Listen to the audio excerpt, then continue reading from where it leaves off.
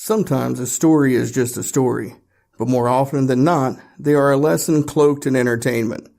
The stories I share here are definitely the latter. Some are fact, some are fiction, all are beneficial. Hello, my name is Earl Breon, and you are listening to the Leadership Chronicles. Today's story is about Patton's slap. General George S. Patton practically invented modern tank warfare.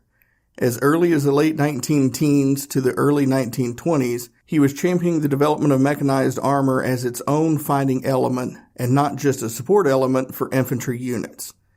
From then until 1942, Patton was involved in every aspect of armored combat development. He weighed in on designs, conducted operations to develop maneuvers, and quite literally wrote the manual on armored warfare. In the summer of 1942, he would get a chance to put all that together operationally as the United States began operations in northern Africa. It was here that Patton really developed his famous reputation for quick, decisive action that led to numerous Allied forces victories. He possessed these qualities his entire career, but here they were on full display. He demanded nothing less than excellence in execution and winning results. If you failed to deliver, you would find your way out of his outfit fairly quickly. And it worked. Under his leadership, the battles in North Africa turned to the Allies' favor. Many ineffective leaders were replaced, and effective ones were promoted. In fact, many of the men Patton promoted and encouraged went on to be legends in their own right. This success allowed Patton and his troops to be seen as an integral part of Operation Husky, or the Allied invasion of Sicily. On D-Day, July 10, 1943, Patton's 7th Army landed on a beach near the small town of Licata, located generally on the south and western-facing side of the island. Their goal was to reach and secure the city of Messina, and along the way capture, kill, or force the retreat of any Axis forces on the island. Patton's 7th was initially seen as a support element for British forces, but their failures and misfortunes allowed him to seize the opportunity and put the U.S. Armored Forces capabilities on full display. By August 16th, just over a month later, Patton's 7th had secured Messina and inflicted severe loss of life and materiel on Axis forces while sustaining relatively little loss of their own.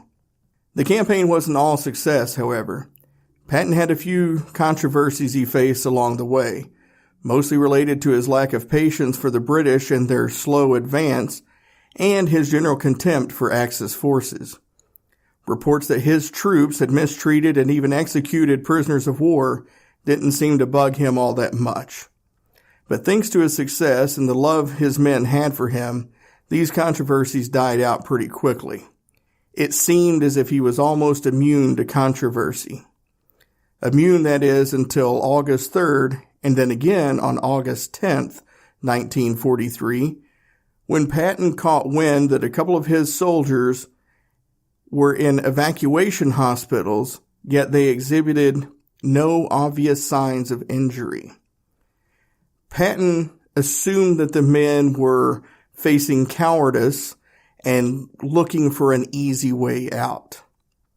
He personally confronted the two soldiers and ended up slapping each one across the face, one on each separate date. Now, this was before we really understood the concepts of PTSD and that it was a real issue that needed to be given appropriate attention. And, to be fair to Patton, he did treat his men who were obviously wounded fairly well. That was part of what the men loved about him.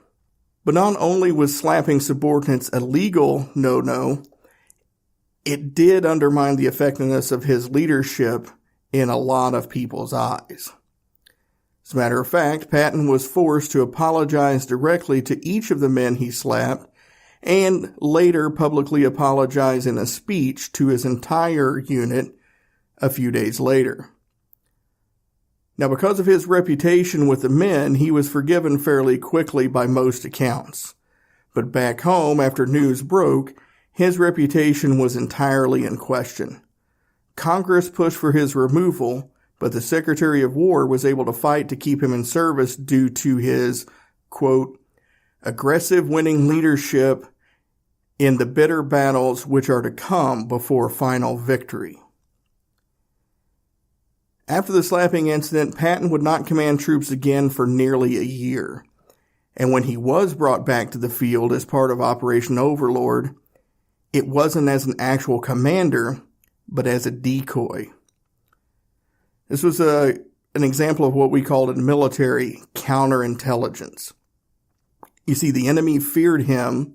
His leadership didn't trust him due to his impulsiveness, so he was used as a decoy to draw enemy forces to a false battle while the real elements made their move. What would have been Patton's finest moment was enjoyed by a man who was once his second in command. Now, we know that Patton would go on to have many more successes after this and eventually get back on the battlefield. Now, we know that Patton would go on to be a loved and revered figure in the U.S. Army and World War II in general. To this day, his tactics and strategies are still taught in armored schools. In my opinion, one of the best movies ever made was about him, titled Patton, starring George C. Scott. He is a legend. But what could he have achieved had he kept his temper and impulsiveness in check? And that's the leadership lesson of this story. You see, you can spend an entire lifetime building a legacy, but in one moment of poor judgment, you can potentially destroy it all. Now sure, that didn't happen to Patton here, but it easily could have. And how different would the war have gone if Patton had have actually been removed from service? How many more troops on both sides would have been wounded or killed by the ripple effect of not having the best man in the right position? One slap could have changed the world as we know it forever. And the same holds true for you and your leadership and your organization. Those moments of weakness may seem minor in the moment, but they can have catastrophic impacts. The misstep you make, the person you fail to encourage, the bias you fail to account for, the example you fail to set just one time can alter everything in ways you will never know. So don't get lazy, careless, or slack in your judgment. The danger of doing so is just way too great. So now it's time for some growth questions. What is your weakness? What is the area in your life that you have to be ultra vigilant about not leading you to mistakes? If you can't answer this question, take some time for introspective until you can. Have you had a moment or two like this already? If so, can you think of some ways that it has changed where you are or where your team are right now? Now that you are aware of the dangers of a single misstep, what mechanisms will you put in place to avoid making them as much as possible? Well, there you have it, folks. The story of General George S. Patton's slap, why it's important to you and your leadership, and some growth questions to help you avoid making his mistakes. Thank you for listening to this episode of the Leadership Chronicles.